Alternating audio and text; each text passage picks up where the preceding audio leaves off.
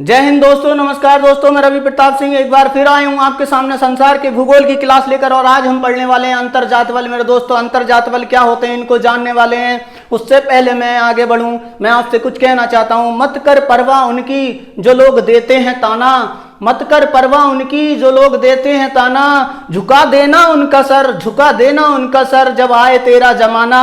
लहरें भले ही बन जाए तूफान, लहरें भले ही बन जाए तूफान, कश्ती का काम है बहना। लहरें भले ही बन जाए तूफान, कश्ती का काम है बहना। लोग तो कुछ ना कुछ कहेंगे, लोग तो कुछ ना कुछ कहेंगे, लोगों का काम है कहना। तो मेरे दोस्तों आइए अब पढ़ते हैं अंतर्जात बल। एंडोजेनेटिक फोर्स मेरे दोस्तों क्या होते हैं देखिए, समझ लीजिए। देखिए, मैं पहले बता चुका हूं पृथ्वी की आंतरिक संरचना जब मैंने पढ़ाई थी कि कुछ ना कुछ पृथ्वी के अंदर ऐसा है जो कि लिक्विड अवस्था में है और जो है उसमें लगातार टेम्परेचर बहुत ज़्यादा रहता है मेरे दोस्तों, दबाव बहुत ज़्यादा रहता है। और हमारी जो पृथ्वी की भूपर्पटी है मेरे दोस्तों, जो ऊपरी लेयर है यानी कि भूपर्पटी क्रस्ट है, वो 30 किलोमीटर लगभग गहरी है। कुछ तो वैज्ञानिक मानते हैं मेरे दोस्तों, भूगर्भ शास्त्री मानते हैं कि 100 किलोमीटर तक गहरी है। और मेरे दोस्तों जब ये 100 किलोमीटर तक गहरी है तो लेकिन ये एक लेयर के ऊपर तैर रही है जिसे हम कहते हैं लिक्विड लेयर। तो मेरे दोस्तों क्या होता है देखिए, जब ये पृथ्वी की जो ऊपरी क्रस्ट है जब ये तैरती है तो मेरे दोस्तों अंदर जो है कुछ ना कुछ ऐसी शक्तियां चलती हैं जिनको हम अंतर्जात शक्तियां कहते हैं, जिनकी वजह से क्या होते हैं बहुत से फोर्स उत्पन्न होते हैं। अब उनको अंतर्जात बल कहते हैं, एंडोजेनेटिक फोर्स कहते हैं। देखिए मेरे दोस्तों, इनका कारण क्या है। एक तो अत्यधिक टेम्परेचर है, दूसरा अत्यधिक दबाव है, और तीसरा जो है रेडियोधर्मी पदार्थों का रेडियो एक्टिव विकिरण है, ठीक है, जो कि हमारे रेडियो एक्टिव एलिमेंट हैं, उनके जरिए जो रेडियो एक्टिव वेव्स निकलती हैं उनकी मदद से जो है ये अंतर्जात बल उत्पन्न होते हैं। देखिए मेरे दोस्तों, अंतर्जात बलों को हम विवर्तनिक शक्तियां भी कहते हैं या विवर्तनिक बल भी कहते हैं। इनकी मदद से क्या होता है मेरे दोस्तों, ये अंतर्जात बल जो है हमारी पृथ्वी के ऊपर और पृथ्वी के नीचे अनेक जो है निर्माणकारी क्रियाओं को जन्म देते हैं, ठीक है। अनेक निर्माणकारी क्रियाओं के बाद कुछ जो है भ्रंश घाटी बनती हैं, तो कुछ पर्वत बनते हैं, भ्रंशोत्मक पर्वत बनते हैं, कुछ जो है होस्ट पर्वत बनते हैं, और इस तरीके से अनेक रचनाओं का निर्माण होता है। मेरे दोस्तों आइए अब जानते हैं। देखिए ये दो प्रकार के होते हैं, आकस्मिक संचलन, आकस्मिक संचलन यानी सडन मूवमेंट। देखिए आकस्मिक संचलन या सडन मूवमेंट नंबर 1। दूसरा पटल विरूपणकारी संचलन, डायस्ट्रोफिज्म मूवमेंट, डायस्ट्रोफिज्म मूवमेंट या पटल विरूपणकारी संचलन दो प्रकार के होते हैं मेरे दोस्तों। अब देखिए आकस्मिक संचलन में अगर बात करें मेरे दोस्तों, ये ऐसे संचलन होते हैं जो कि अचानक से होते हैं, मतलब इनमें ज्यादा समय नहीं लगता है, जल्दी जल्दी होते हैं। आकस्मिक संचलन अचानक से हो जाते हैं, और ये भी दो प्रकार के होते हैं मेरे दोस्तों। आकस्मिक संचलन अगर देखें तो एक होती है ज्वालामुखी क्रियाएं यानी कि वोल्केनो एक्टिविटीज, और एक होता है भूकंप यानी अर्थक्वेक, यानी अर्थक्वेक। अब आप समझ लीजिए आकस्मिक संचलन कितने प्रकार के होते हैं, दो प्रकार के, ज्वालामुखी क्रियाएं, वोल्केनो एक्टिविटीज और एक भूकंप, ठीक। अब होता क्या है मेरे दोस्तों, सबसे पहले देखिए ज्वालामुखी क्रियाओं में क्या होता है, हम पहले भी जान चुके हैं कि हमारी पृथ्वी के नीचे जो है बहुत ज्यादा टेम्परेचर है, तो क्या होता है बहुत सी चट्टानें जो है लिक्विड अवस्था में बदल जाती हैं, ठीक। और फिर वो जो है ज्वालामुखी क्रिया के समय लावा के रूप में या मैग्मा के रूप में बाहर आती हैं। तो मेरे दोस्तों अब आप समझिए, लावा या मैग्मा के रूप में बाहर आती हैं तो दो कंडीशन बनती हैं।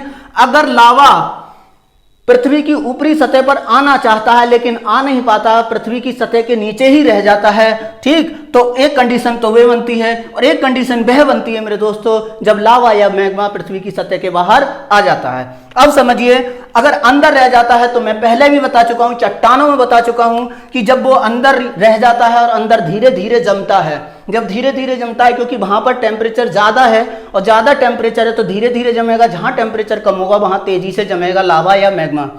अब मेरे दोस्तों जब ये लावा या मैग्मा जमता है तो तीन प्रकार की, देखिए इतनी सारी प्रकार की संरचनाएं बनती हैं, वेथोलिथ, लेकोलिथ, सिल, डाइक और आदि और भी संरचना है। अगर उनको जानना है तो आप पिछली कक्षा में चले जाएं जहां पर चट्टानें हमने पढ़ाई हैं। देखिए मेरे दोस्तों आप जाइए मेरे चैनल पर, वहां पर प्ले लिस्ट बनी हुई है, वहां पर वर्ल्ड ज्योग्राफी का फोल्डर है, वहां पर पढ़िए, और ट्रिकी ज्योग्राफी का भी फोल्डर मैंने बना रखा है जिसमें कि ट्रिक संबंधित जो है बहुत सारी ट्रिकें दे रखी है मैंने, वहां पर आप ट्रिक से याद कर सकते हैं, ठीक है, वहां पर वीडियो दे रखी है। तो अब देखिए अंदर अगर रह जाता है तो कौन कौन सी रचनाएं बन जाती हैं, ठंडा होकर वैथोलित, लेखोलित, सिल, डाइक आदि, ठीक। और अगर बाहर आ जाए मेरे दोस्तों ये लावा या मैग्मा बाहर आ जाए ज्वालामुखी फटने के बाद, क्या होता है, तो या तो गर्म जल के झरने बन जाते हैं, बेसाल्ट चट्टानें बनती हैं। जानते हैं आप बेसाल्ट चट्टानें, तो बेसाल्ट चट्टानों को जैसे जैसे क्षरण होता जाता है तो उसके बाद जो है हमारी रेगुर मिट्टी या काली मिट्टी का निर्माण होता है, जो कि महाराष्ट्र में आप जानते होंगे, ठीक है, महाराष्ट्र में है।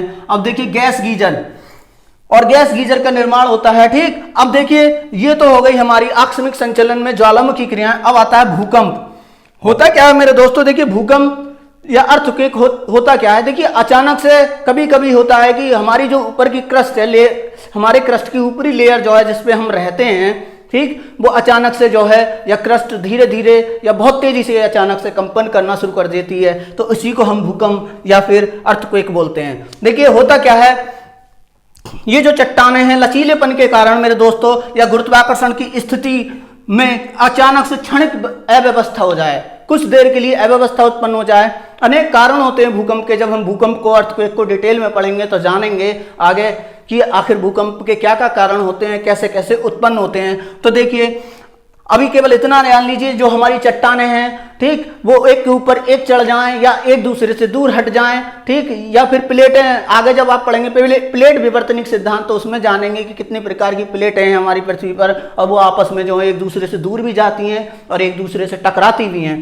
तो इस स्थिति में क्या होगा, अव्यवस्था बनेगी। जब अव्यवस्था बनेगी तो ऊपरी क्रस्ट, जो ऊपरी लेयर जो है कंपन करना शुरू कर देगी। गुरुत्वाकर्षण की स्थिति में अचानक से अव्यवस्था हो जाए थोड़ी देर के लिए तो भूकंप आना शुरू हो जाता है, ठीक। तो ये तो हो गई। इनसे क्या होता है मेरे दोस्तों, ये आकस्मिक संचलन से क्या होता है, या तो पृथ्वी की सतह के नीचे या पृथ्वी के ऊपर अनेक संरचनाएं बनती हैं जो कि छोटे रूप में होती हैं, ठीक, बड़े रूप में नहीं होती हैं, अचानक से बनती हैं, छोटे रूप में होती हैं, ठीक।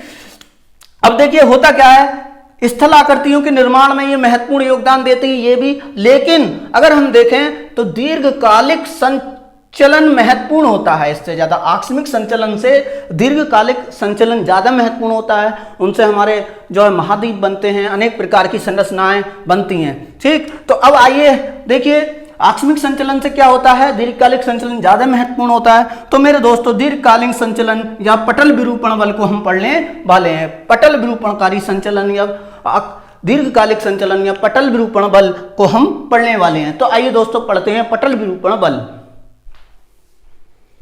आइए दोस्तों अब हम पढ़ते हैं दीर्घकालिक संचलन या पटल विरूपण बल या डायस्ट्रोफिज मूवमेंट, ठीक है, डायस्ट्रोफिज मूवमेंट को पढ़ने वाले हैं। तो देखिए होता क्या है मेरे दोस्तों, दीर्घकालिक संचलन या पटल विरूपण बल में क्या होता है, देखिए पहला है महादेशीय संचलन। देखिए क्या होता है इसमें, इसको बोलते हैं एपिरोजेनेटिक मूवमेंट, महादेशीय संचलन। ये दो प्रकार का होता है दीर्घकालिक संचलन पटल विरूपण बल। पहला तो हो गया महादेशीय संचलन एपिरोजेनेटिक मूवमेंट, दूसरा हो गया पर्वतीय संचलन या ओरोजेनेटिक मूवमेंट, ओरोजेनेटिक मूवमेंट। तो देखिए मेरे दोस्तों होता क्या है, महादेशीय संचलन में क्या होता है, जो हमारे महाद्वीप हैं उनके निर्माण में सहायक होता है। कहीं उभार हो जाते हैं तो कहीं धसाव हो जाता है, ठीक, इस पे संरचनाएं बनती हैं। तो इसमें क्या होता है, महाद्वीप के निर्माण में, महाद्वीप की संरचनाओं के निर्माण में सहायक होता है। होता क्या है आइए समझते हैं। देखिए एक होता है ऊपरमुखी बल। इसमें क्या होता है, जब किसी महाद्वीप का कोई भाग ऊपर उठ जाता है तो उसमें ऊपरमुखी बल कार्य करता है, और ठीक है, इसको हम जो ऊपर की ओर उठ जाता है उसको हम उभार कहते हैं। ऐसा समझ लीजिए जैसे ये कोई महाद्वीप है मेरे दोस्तों, इसमें क्या हो जाता है कि अचानक से या दीर्घ काल में बहुत समय से क्या हो जाता है, एक उभार उत्पन्न हो जाता है, और इस उभार को हम उभार बोलते हैं, ठीक। उठे हुए भाग को क्या बोलते हैं, उभार बोलते हैं। और जो यहाँ पर मेरे दोस्तों बल कार्य करेगा उसको हम ऊपरमुखी बल कहेंगे, ऊपर मुखी बल, क्योंकि ऊपर की ओर है, ठीक।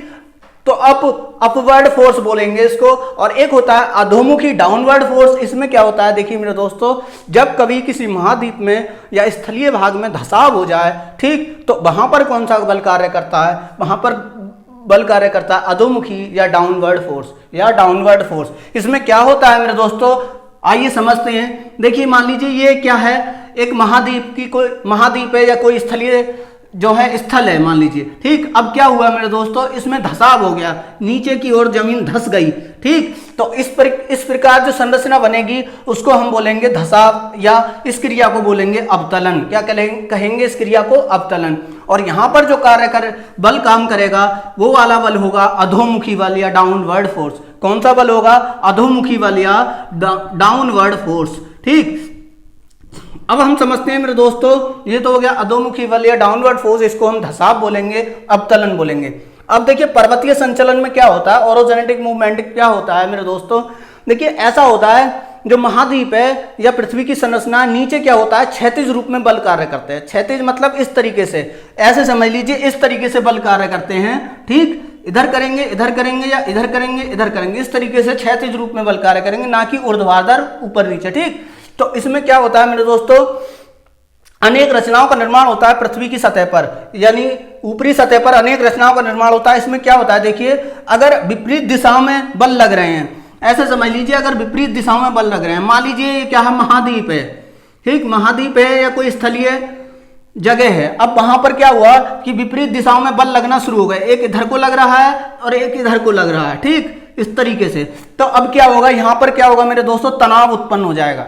जब तनाव उत्पन्न हो जाएगा, जैसे आप किसी धागे को अगर खींचेंगे जोर से, तो धागा क्या होगा, तनाव उत्पन्न हो जाएगा और धागा टूट भी सकता है, ठीक। इसी तरीके से यहां पर क्या होगा, जो महाद्वीप है उसके बीच में क्या हो जाएगी, दरारें पड़ने लगेंगी, ठीक, भ्रंश हो जाएंगे। और इस वाले बल को हम मेरे दोस्तों, तनाव वाले बल को तनाव मूलक बल भी कहते हैं। क्या कहते हैं, तनाव मूलक बल भी कहते हैं। तो होगा क्या मेरे दोस्तों, इस स्थिति में मेरे दोस्तों देखिए, एक तो भ्रंश बनेंगे, फॉल्ट बनेंगे, इनको अभी आगे पढ़ेंगे हम अच्छे से, दरार होंगे, दरार बनेंगी, फ्रैक्चर बनेंगे, ठीक, चटकने होंगी, क्रैक्स बनेंगे और अनेक पर्वतों का निर्माण होगा। अब देखिए क्या होगा, ये तो हो गया विपरीत दिशाओं में लगने वाला बल, तनाव या तनाव मूलक बल बोलते हैं। अगर कंडीशन ये हो जाए मेरे दोस्तों कि किसी महाद्वीप या स्थल पर क्या होगा, एक ही दिशा में बल लगने शुरू हो जाए, ये पृथ्वी की सतह के नीचे क्षैतिज रूप में लग रहे हैं, ना कि ऊर्ध्वाधर, ठीक, समझते रहिएगा। अब ये बल जो है दोनों एक दूसरे की ओर लगना शुरू हो रहे हैं। अब क्या होगा मेरे दोस्तों, जब एक दूसरे की ओर लग रहे हैं, आप किसी जो है एल्युमिनियम के तार को लीजिए, उसके बाद उस तार को, एल्युमिनियम का तार जो केबल वगैरह में से निकाल लो या किसी कहीं से मिल जाए तो ले लेना। अब उसको जरा इस तरीके से आप प्रेस करिएगा, दोनों तरफ से बल लगाइएगा, तो क्या होगा, आप देखेंगे बीच में से वो मुड़ जाएगा ऊपर की ओर, इस तरीके से। जैसे अब यहां पर क्या होगा, दोनों तरफ बल लगेंगे, तो मेरे दोस्तों क्या होगा कि बीच में से उठना शुरू हो जाएगा, ठीक। और अगर मुलायम चट्टानें होंगी तो इस तरीके से फोल्ड बनने शुरू हो जाएंगे, ठीक। तो इसको हम संपीडनात्मक बल बोलते हैं, क्योंकि यहाँ पर संपीडन, कंप्रेशन लगेगा, कंप्रेशन लगेगा, संपीडन हो जाएगा, और संपीडनात्मक बल लगेगा, यहाँ पर संपीडनात्मक बल लगेगा, और फिर क्या बन जाएंगे, यहाँ पर संबलन और बलन यानी फोर्स बन जाएंगे, फोल्ड हो जाएंगे, ठीक है, इस तरीके से। और आइए अब हम पढ़ते हैं बलन या फोर्स क्या होते हैं, कितने प्रकार के होते हैं, ठीक। आइए समझते हैं, और कौन कौन से पर्वत जो है किस प्रकार के बलन के बने हुए हैं, आइए जानते हैं। आइए दोस्तों मोड़ या बलन को पढ़ लेते हैं, फोर्स को पढ़ लेते हैं। क्या होते हैं फोर्स, देखिए मेरे दोस्तों अभी हमने पढ़ाया कि दीर्घकालिक संचलन में क्या होता है, जब पृथ्वी की सतह के नीचे जब दो बल विपरीत दिशाओं में लगते हैं, एक दूसरे की तरफ लगते हैं, तब पर क्या होता है कि चट्टानों में क्या पड़ जाते हैं, बलन पड़ जाते हैं, उभार से बन जाते हैं, उनको हम फोर्स कहते हैं, ठीक। अब मेरे दोस्तों क्या होता है, देखिए संपीड़न बल, जब क्या होता है मेरे दोस्तों, ये चट्टानें जो हैं एक दूसरे की ओर बल लगना शुरू हो जाता है, तो इन चट्टानों में संपीड़न शुरू हो जाता है, ठीक, कंप्रेशन शुरू हो जाता है, और एक संपीड़न बल उत्पन्न हो जाता है, जिसको हम बोलते हैं कंप्रेशन फोर्स। और ये जो है चट्टानों के क्षैतिज स्तर में मोड़ आता है, जैसे ये चट्टानें हैं सतह के ऊपर, ये चट्टानें हैं सतह के ऊपर, तो इन पे क्या आ गया है, ठीक है, क्षैतिज स्तर में मोड़ आ गया है, ये मैंने दिखाया मोड़, ठीक, इस तरीके से वलन से पड़ जाते हैं, ठीक, मोड़ पड़ जाते हैं, इनको फोल्ड्स बोलते हैं, ये सब फोल्ड्स ही हैं, ठीक। इसे वलयन भी कहते हैं, इस क्रिया को क्या कहते हैं, वलयन भी कहते हैं, यानी फोल्डिंग भी कहते हैं। अब देखिए मेरे दोस्तों, यहाँ पर जो मैंने फोल्ड दिखाए हैं, ये चट्टानें जब इन पर प्रेशर पड़ा, संपीड़न बल पड़ा, कंप्रेशन फोर्स पड़ा, तो ये एक दूसरे से क्या हो गई, पास आनी शुरू हो गई, और इनमें बलन पड़ गए, मोड़ पड़ गए, ठीक। जैसे किसी तार को अगर आप इस तरीके से दबाओगे तो क्या होगा, उसमें मोड़ पड़ने शुरू हो जाएंगे। आप किसी तार को दबा के देखना घर पर। अब देखिए क्या होता है, इसमें जो है जब ये बलन पड़ते हैं तो इसमें जो है कई प्रकार की संरचनाएं बनती हैं, इनको जान लेते हैं। पहला अपनति, दूसरा अभिनति, तीसरा समअपनति और तीसरा समभिनति। इनमें क्या अंतर होता है समझ लीजिए। देखिए जहां पर जैसे फोल्ड हुआ है, बलन पड़े हैं, तो जहां पर उभार होगा ऊंचा उसको बोलेंगे अपनति, ठीक, एंटिक्लाइंस। अगर जहां पर धसाव होगा, घाटी जैसी रचना बन जाएगी, ठीक, नीचे की ओर दबा हुआ भाग होगा उसको हम अभिनति या सिंक्लाइंस बोलते हैं। ठीक, ये दोनों आपके अच्छे से समझ में आ गई होंगी।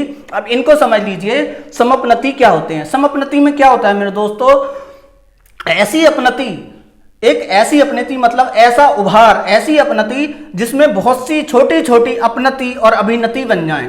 देखिए यहां पर ये क्या है, यहाँ पर अभिनति है छोटी छोटी और यहाँ पर छोटी छोटी अपनति है, मतलब उभार भी हैं और धसाव भी हैं, छोटे छोटे बन गए हैं, तो इसको बोलते हैं समअपनति। क्या बोलते हैं मेरे दोस्तों, समअपनति।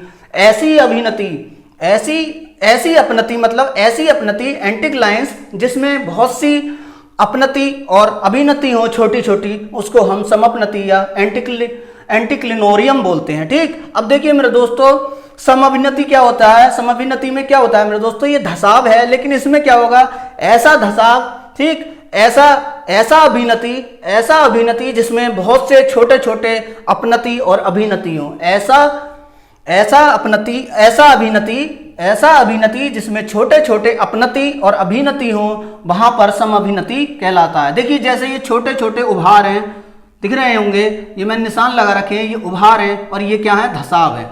जब ये धसाव है तो छोटे छोटे क्या हैं, इसमें ऊपर उभार हैं तो वो अपनति होंगे छोटे छोटे, और जो धसाव हैं वो क्या होंगे, अभिनति होंगे। ठीक, तो इसको हम बोलते हैं समअभिनति।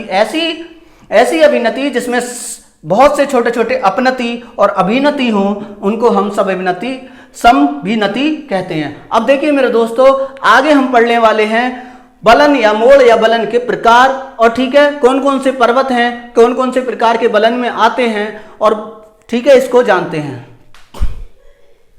आइए दोस्तों अब बलन के प्रकार पढ़ लेते हैं। टाइप्स ऑफ फोल्ड्स कितने प्रकार के होते हैं समझ लेते हैं। देखिए अभी हमने बलन या फोल्ड पढ़ा, फोल्ड की संरचनाएं पढ़ी, फोल्ड में कौन कौन सी संरचनाएं होती हैं। तो अब देखते हैं, अब हम पढ़ते हैं बलन के प्रकार, टाइप्स ऑफ फोल्ड्स। देखिए अगर फोल्ड टाइप्स ऑफ फोल्ड्स की बात करें तो 8 प्रकार का, 8 टाइप का होता है, 8 टाइप का होता है। पहला है सममित बलन, सिमेट्रिकल फोल्ड्स। इसमें क्या है मेरे दोस्तों, इनको मैं डिटेल में नहीं पढ़ा रहा हूं, इनके केवल उदाहरण दे रहा हूं, कभी डिटेल में आता नहीं है। तो देखिए सममित बलन जो है, सिमेट्रिकल फोल्ड्स जो है, स्विट्जरलैंड का जूरा पर्वत है। ठीक है, सममित बलन का उदाहरण क्या है, स्विट्जरलैंड का जूरा पर्वत है सिमेट्रिकल फोल्ड्स का। असममित बलन, एसिमेट्रिकल फोल्ड्स जो है, ठीक है, ब्रिटेन यानी ब्रिटेन का दक्षिण पेनाइन पर्वत है। कौन सा है, दक्षिण पेनाइन पर्वत असममित फोल्ड का उदाहरण है, असममित बलन का उदाहरण है। एक दिग्नत बलन यानी मोनोक्लिनल फोल्ड्स, ये ऑस्ट्रेलिया की ग्रेट डिवाइडिंग रेंज जो है, जो पर्वत है वो ऑस्ट्रेलिया का, वो एक दिग्नत बलन या मोनोक्लिनल फोल्ड का उदाहरण है। अधिबलन या ओवरफोल्ड में क्या होता है मेरे दोस्तों, कश्मीर हिमालय का उदाहरण, कश्मीर हिमालय में पीर पंजाल श्रेणी है मेरे दोस्तों, जो कश्मीर हिमालय है, कश्मीर में स्थित है, उसकी पीर पंजाल श्रेणी जो है हिमालय की, वो किसका उदाहरण है, अधिबलन या ओवरफोल्ड का उदाहरण है। समनत बलन में क्या होता है मेरे दोस्तों, आइसोक्लिनल फोल्ड, इसका उदाहरण है मेरे दोस्तों काला चित्ता पर्वत जो है समनत बलन का उदाहरण है।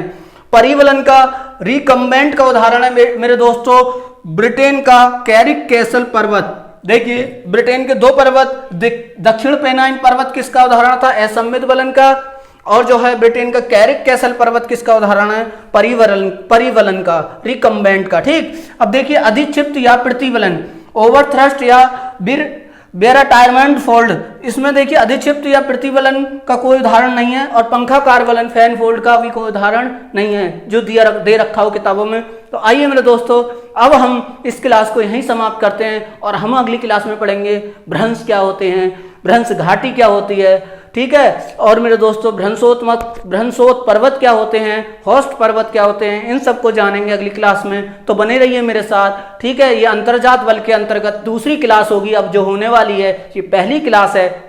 तो मेरी वीडियो को लाइक कीजिए, शेयर कीजिए और सब्सक्राइब कीजिए, और दोस्तों में ज़्यादा से ज़्यादा शेयर कीजिए, मुझको सपोर्ट करिए। थैंक यू, धन्यवाद, जय हिंद, जय भारत।